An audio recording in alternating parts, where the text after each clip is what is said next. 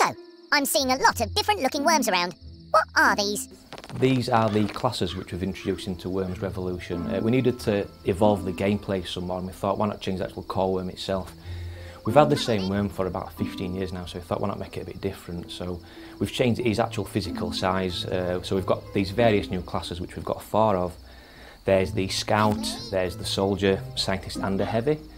We work with Tom Gluckman on the concept artist stuff. He's the famous Worms artist and stuff. His humour's a bit risky, so we had to vet a lot of his stuff that we got, but in the end we nailed down some awesome classes and stuff.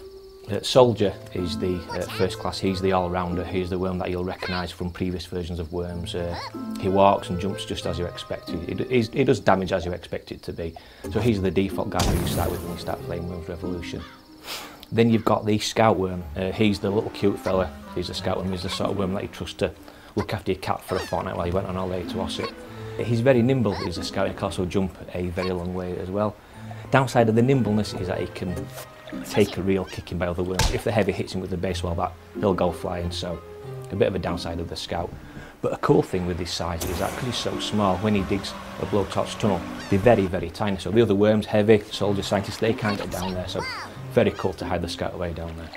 There's the Scientist worm. He's the brains behind the brawn. You'll recognise the Scientist because he's got a huge big head. That head's full of brains, so we're here, it's not some cranial dysfunction going on in there.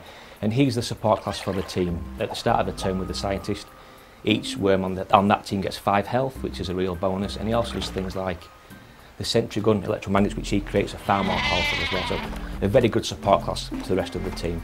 But the downside is he's not a frontline fighter. With the Scientist, we find, get him dug away somewhere, out of harm's way, and he'll support from the back of the Scientist. Lastly, we've got the Heavy worm. He's the giant looking, mean looking worm from the artwork which is out there. We actually got some local nightclub bouncing to some motion capture, so we think he's a realistic gripper that we've got there. With the Heavy worm, he's very slow.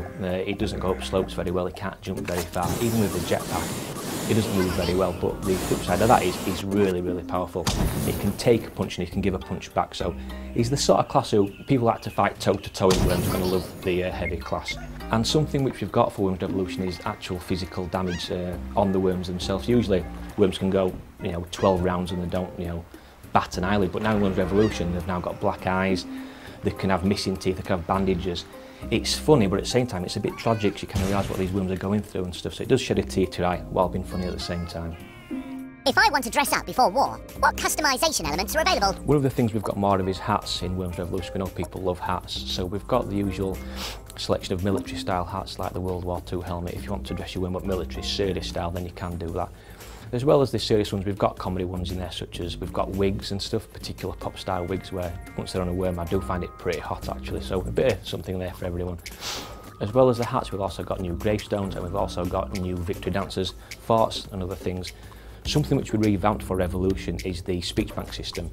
Before we had one sample pretty much for each one action in the game, but now, because you kind of get sick of hearing the same sample again and again, after 15 years of hearing a worm say, look at that, it's kind of got to us a bit now, so we've fixed that problem.